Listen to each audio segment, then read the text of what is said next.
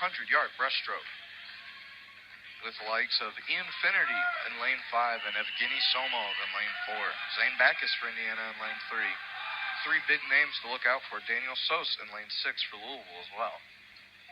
The men's 200-yard breaststroke, I'm telling you, Ian Finnery in lane 5 is something special. This is something you will want to see.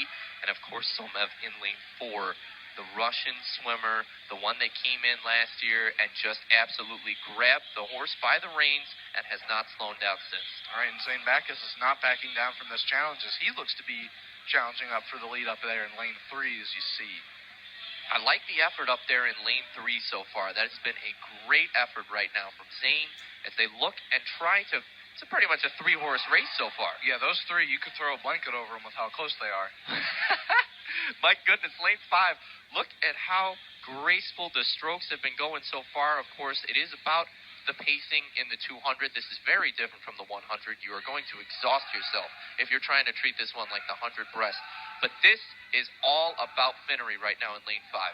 Right, and the other 2 up in lane 4 and 3, Somov and Backus, they look like they're kind of falling off of Finnerty's pace.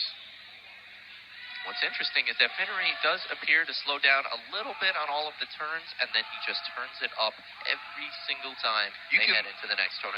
It's okay to lose half a second on the turn when your push-off is a hydraulic press, basically. Without a doubt. And in that one, it's almost as if he hurt us because he had the best turn out of everybody in the entire pool. Right, and that gives him half a body length going into this new lap.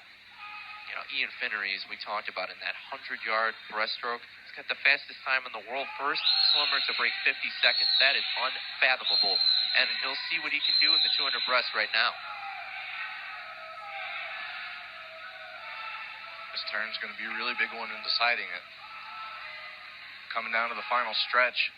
Somov got a little bit of room back. It's going to be close, and Backus is still up there challenging for second as well. Oh, I like that. I like that. He looks like he could outtouch him. Yeah, he did it. He did it for sure. It was Backus in first. Wow.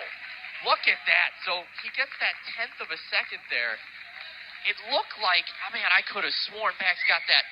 Those hands in right before Somov, but I guess Somov was able to actually finish that one. Look at how close that is. Zane Backus, Evgeny Somov, Ian Finnerty. 1, 2, 3. All within a 10th of a second? Come on, that's ridiculous.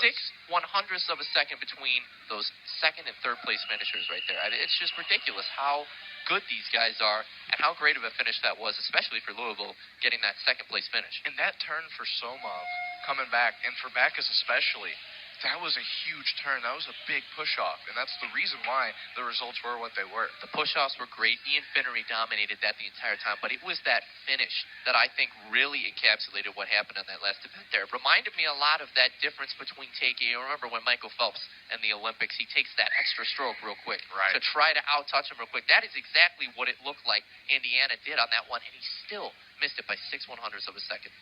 All right, here in the pool now in front of you, it's a 3-man exhibition race.